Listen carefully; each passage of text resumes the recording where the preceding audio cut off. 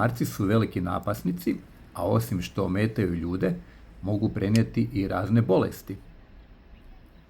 Zbog toga su komarci na vrhu ljestvice najsmrtonosnijih životinja na svijetu. Godišnje od bolesti koje prenose komarci umre oko 1 milijun ljudi, a zarazi ih se oko 700 milijuna.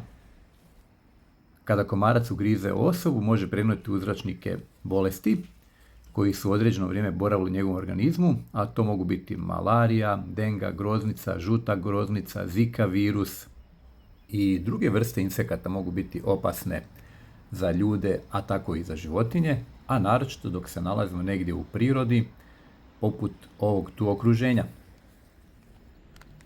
Ovo je Minit električni reket za insekte R1. Ima ugrađenu punjivu bateriju od 1200 mAh, tako da se može koristiti i van kuće, dakle u prirodi.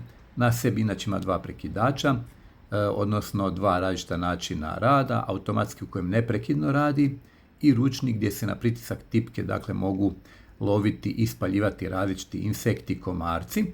Uključivanjem reketa Minit R1 visokonaponska mrežica postane aktivna te tako uništava insekte električnim šokom. LED ljubičasto svjetlo koristi se za privlačenje insekata. A u pakiranju, uz ovaj električni reket za insekte R1 dobit ćete i stalak u kojem će reket stajati u automatskom načinu rada.